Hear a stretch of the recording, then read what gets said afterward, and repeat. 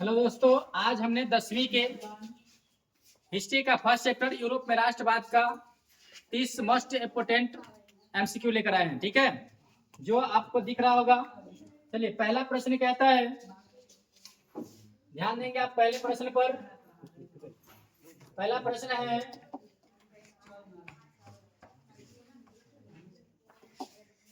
प्रथम जेनेवा समझौता कब हुआ था? ठीक है, तो पहला जेनेवा समझौता कब हुआ था? 1854 में हुआ था। कब हुआ था? पहला समझौता जो हुआ था 1854 में हुआ था। ठीक है, अगला प्रश्न देखेंगे। अगला प्रश्न है, इटली का एकीकरण। इटली का एकीकरण कब पूर्ण हुआ? तो आपको बता दे, इटली का एकीकरण जो पूर्ण हुआ था वो 1871 में हुआ था। कब हुआ था? 1871 में। और किसके द्वारा हुआ था? तो गैरीबाल्डी के द्वारा। किसके द्वारा किया गया था? गैरीबाल्डी के द्वारा। किसके द्वारा किया गया था? गैरीबाल्डी के द्वारा। ठीक है, कहीं से कोई दिक्कत? आगे देखेंगे अगला प्रश्न। अगला प्रश्न है, लुई फिलिप। क्या कह रहा प्रश्न? लुई फिलिप किस देश का शासक था? तो आपको बता दे, लुई फिलिप जो था ना, लुई फिलिप आपको बता दे फ्रांस का शासक था। लुई फिलिप के समय जो क्रांति हुआ था वह कब हुआ था? 1848 में। ठीक है, 1848 की क्रांति जब हुआ था, जुलाई 1848 की क्रांति, उस समय है ना फ्रांस के शासक कौन था? लुई फिलिप था। कौन था? Louis Philippe. कौन था? Louis Philippe.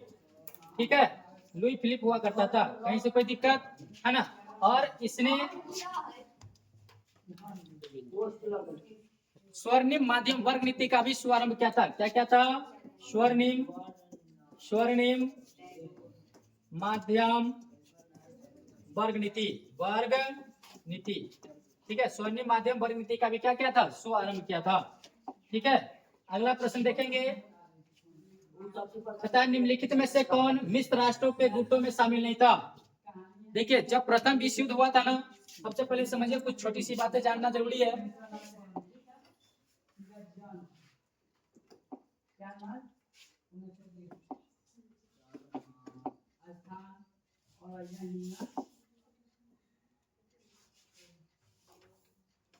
देखिए, प्रथम विश्व युद्ध की बात करें,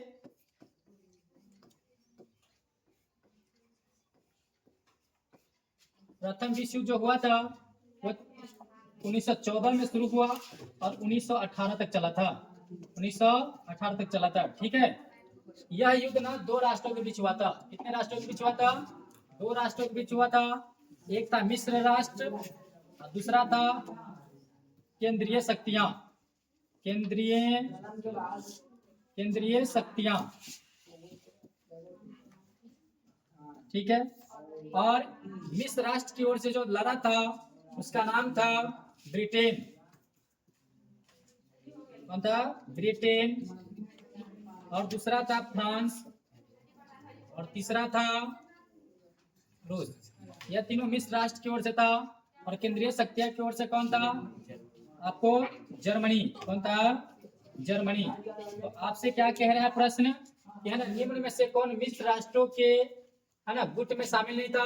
तो कौन नहीं था? जर्मनी नहीं था, बाकी तीनों था। ठीक है, चलिए अगला प्रश्न देखेंगे। मस्ट भी प्रश्न है। देखिए, कहता है, बोहेमिया बोहेमिया निम्न में से किस देश के अधीन था? बोहेमिया निम्न में से किस देश का अधीन था? तो बोहेमिया जो एक शहर था जिस पर कौन आधिपत्य करके रखा था? ऑस्ट्रिया आधिपत्य करके रखा था। कौन करके रखा था? ऑस्ट्रिया। ठीक है, चलिए अगला प्रश्न देखेंगे। अगला प्रश्न कहता है, 1871 में विलियम प्रथम कहाँ का सम्राट बना था? तो आपको बता दे कि है ना, विलियम प्रथम जो ना 1871 में जो सम्राट बना था वो कहाँ का बना था? तो आप लोग कमेंट करके पहले बताइए कहाँ का बना था। चलिए आपको बता दे कहाँ का बना था? जर्मनी का। ठीक है, कहाँ का बना था? जर्मनी का शासक बना था। ठीक है, विलियम प्रथम कहाँ का शासक बना था? जर्मनी का। चलिए अगला है, लुई 16वां। क्या क्वेश्चन कह रहा है? लुई 16वें को फांसी कब दी गई? तो आपको बता दे, पहले लुई 16वां के बारे में जान लीजिए। देखिए, फ्रांसीसी क्रांति जब शुरू हुआ था, फ्रांसीसी जब क्रांति जब शुरू हुआ 1789 में, तो उस समय यहाँ का शासक कौन था? लुई 16वां था। कौन था? लुई 16वां था। 16वां, है ना। इस लुई 16वां एक निरंकुश शासक था। कैसा शासक था? निरंकुश शासक हुआ करता था, जिसके कारण यहाँ पर अकाल और भुखमरी छा गया था। अतः यहाँ की जनता है ना, आम जनता तंग आ गया इनसे। अतः गुस्सा करके क्या किया, इसको पकड़ लिया और क्या किया, गिलोटीन पर चढ़ाकर, किस पर?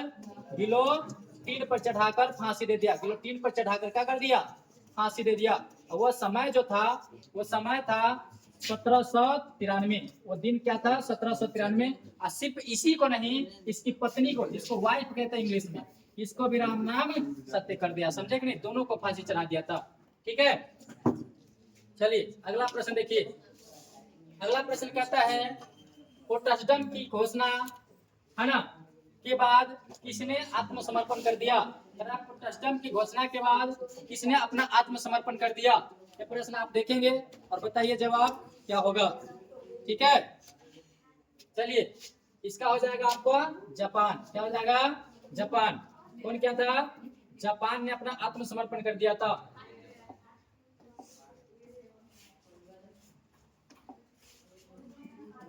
जापान अपना क्या कर दिया था? आत्मसमर्पण कर दिया था। ठीक है, चलिए अगला प्रश्न देखिए। अगला प्रश्न है, फ्रांसीसी क्रांति कब हुई थी? तो मैंने अभी बताया था फ्रांसीसी क्रांति कब हुआ था? 1789 में। और इस समय राजा कौन था? लुई 16वां। लुई 16वां। 16वां। ठीक है, और आपसे पूछेगा लुई 16वां से पहले कौन था? इससे पहले की बात करेगा, पहले कौन था? लुई 14वां। कौन था? लुई 14वां। कौन था?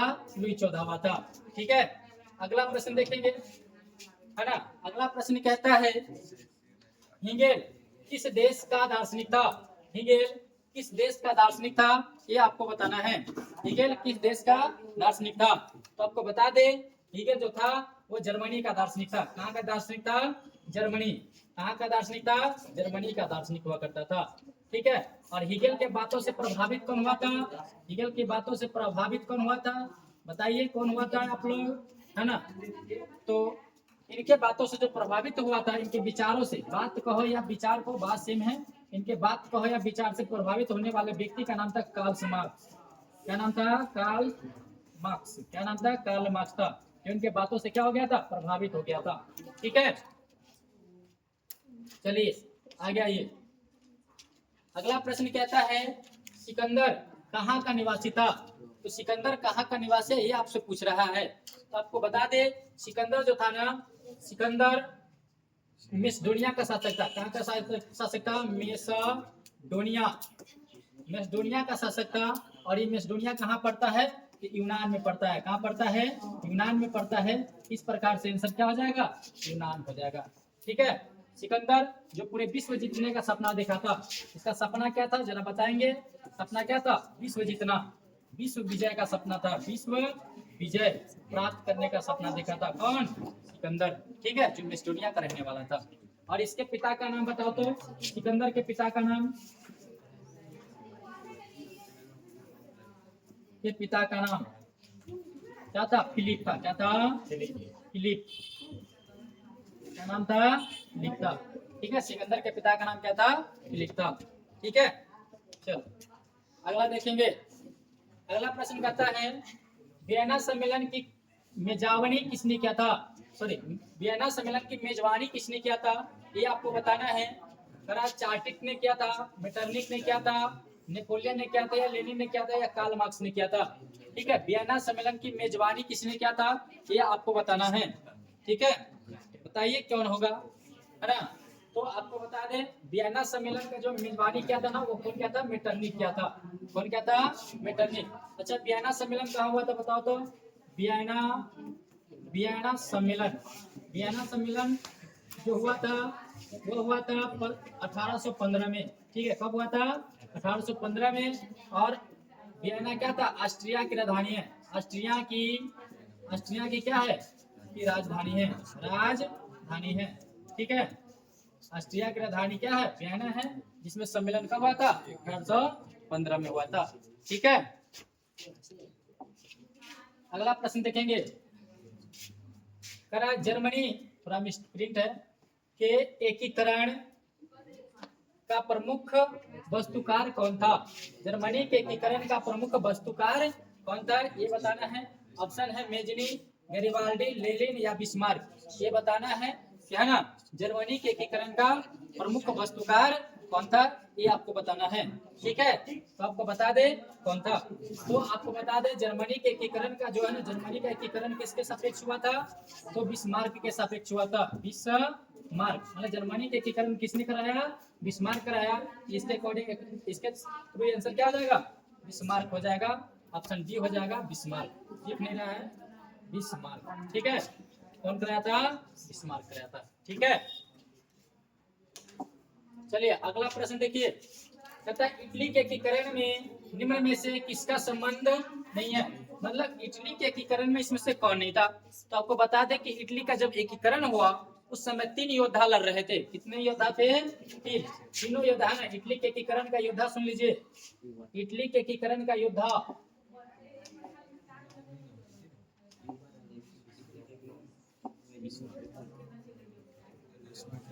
इटली के एकीकरण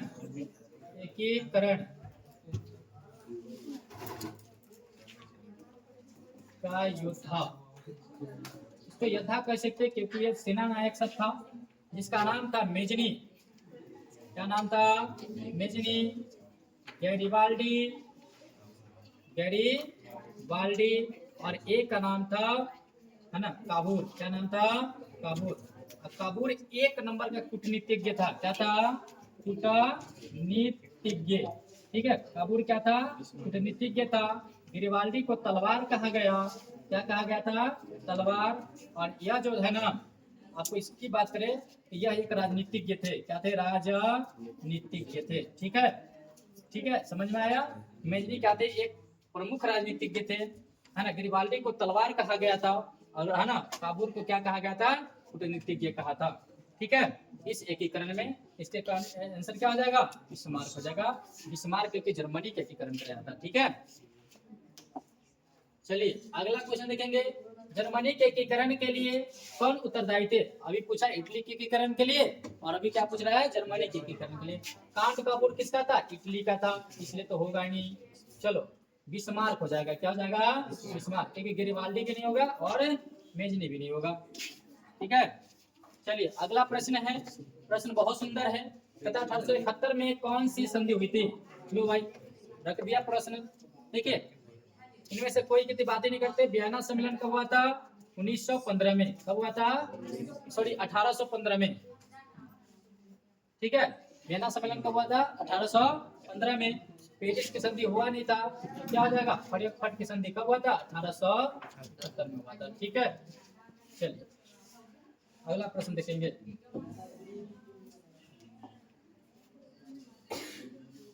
अगला प्रश्न है वियना कांग्रेस कब हुआ? वियना कांग्रेस कब हुआ? 1815 में हुआ। कब हुआ? 1815 में। ठीक है, 1848 में, 1848 की क्रांति के समय यहाँ का राजा कौन था? तो लुई फिलिप था। क्या कौन था? फिलिप। कौन था? फिलिप था। ठीक है, अगला प्रश्न देखिए। इटली तथा जर्मनी वर्तमान में किस महादेश के अंतर्गत आते हैं? क्वेश्चन कह रहा है इटली तथा जर्मनी वर्तमान में किस महादेश के अंतर्गत आते हैं? उत्तरी अमेरिका? नहीं बाबा। दक्षिणी अमेरिका? नहीं। यूरोप? हाँ, यूरोप के अंतर्गत आता है। किसके अंतर्गत आता है? यूरोप के अंतर्गत आता है। ऐसे कोई दिक्कत? चलो आगे देखेंगे। फ्रांस में किस शासन वंश का पुनर्स्थापना वियना कांग्रेस द्वारा किया गया था? है ना, फ्रांस में किस शासन वंश का पुनर्स्थापना वियना कांग्रेस द्वारा किया गया था? तो आपको बता दे बुर्बो वंश का किया गया था। किसका किया गया था? बुर्बो वंश। देखिए 1830 की क्रांति के समय, 1830 की जब क्रांति हो रहा था यहाँ पर, ठीक है, 1830 की जब क्रांति हो रहा था इस समय यहाँ कौन सा वंश था? बुर्बो वंश था। कौन सा वंश था? बुर्बो वंश। लेकिन यही क्रांति 1848 में बदला तो यहाँ का राजा कौन हो गया? है ना, राजा हो गया फिलिप। कौन हो गया? फिलिप। कौन हो गया? फिलिप। ठीक है, और यहाँ पर वंश जो हो गया, वंश का नाम था आर्लेंस वंश। क्या नाम था? आर्लेंस वंश। ठीक है, लेंस वंश, ठीक है, लेंस वंश के शासन हो गया था, ठीक है, कहीं से कोई दिक्कत। चलिए अगला प्रश्न देखिए,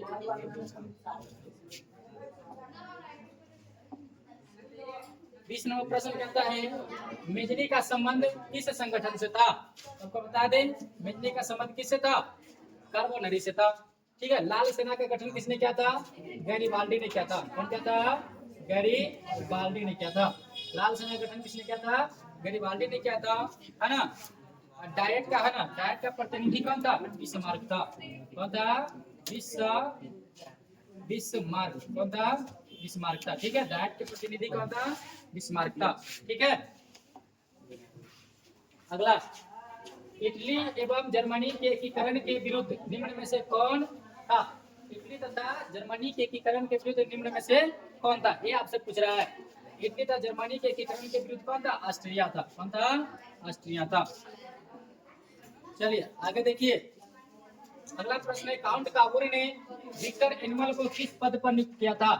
काउंट काबूर ने विक्टर एनिमल को किस पद पर नियुक्त किया था, सबको बता दे। वह प्रधानमंत्री पद पर नियुक्त किया था। किस पर नियुक्त किया था, प्रधानमंत्री पद पर नियुक्त किया था, ठीक है। चलिए अगला प्रश्न देखेंगे, गेरिबाल्डी पेशे से क्या था, तो बता दे। गेरिबाल्डी जो था वो पेशे से क्या था, बताओ तो आप लोग।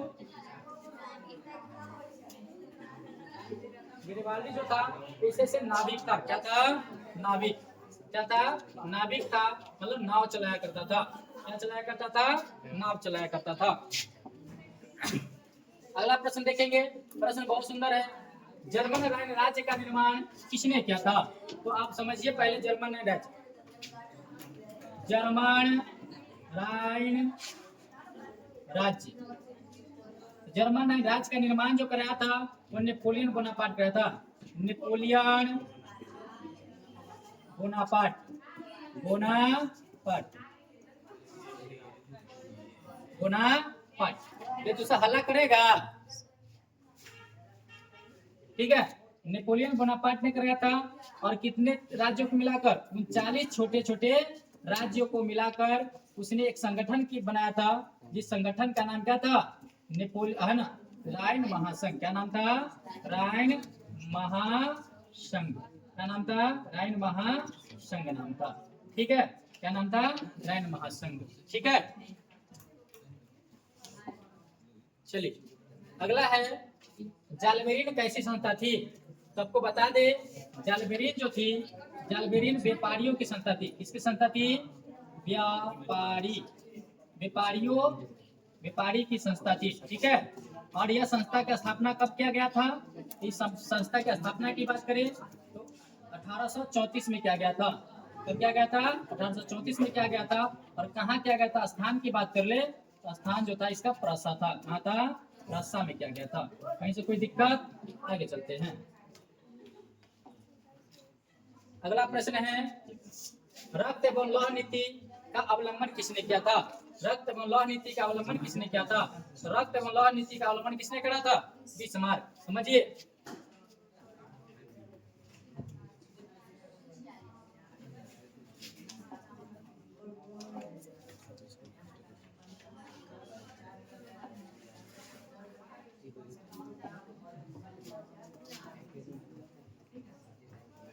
देखिए बिस्मार्क जो था ना, जर्मनी का एकीकरण करवाया। इसके एकीकरण करवाया, जर्मनी का एकीकरण कराया, एकीकरण, ठीक है। बिस्मार्क ने जर्मनी के एकीकरण के लिए सैन्य व्यवस्था लागू किया था। क्या लागू किया, सैन्य व्यवस्था। क्या लागू किया, सैन्य व्यवस्था लागू किया। साथ में उन्होंने रक्त एवं लौह नीति का शुभारंभ किया। रक्त एवं लौह नीति का शुभारंभ किया था, लौह नीति का शुभारंभ किया था, ठीक है। चलिए अगला समझिए, अंतिम प्रश्न है, कहता है फरेक फट की संधि कब हुई थी, तो अभी बताए थे फरेक फट की संधि कब हुआ था, 1970 में हुआ था, सॉरी 1870 में हुआ था फरेक फट की संधि, ठीक है। और यही के साथ आपका कहता है सारे प्रश्न खत्म होते हैं। फिर इसी तरह के सारे वीडियो आपको मिलते रहेंगे, ठीक है। और इस 71 है, चलिए ठीक है, इसको 71 कर लेंगे, ठीक है। तो मिस्टेक हो गया हुआ है, ठीक है। यहाँ पे तो 71 हो जाएगा बाबू, कितना हो जाएगा, 1871 फरेट की संधि। ठीक है, ये गलत है। ठीक है, समझ में आया। और इसी तरह के सारे वीडियो मिलेंगे। हमारा वीडियो अच्छा लगे हो तो लाइक करिए, सब्सक्राइब कीजिए, चैनल को शेयर कीजिए। ठीक है, अपने दोस्तों को भी बताइए। इस तरह के सारे वीडियो आएंगे धीरे धीरे। ठीक है, धन्यवाद।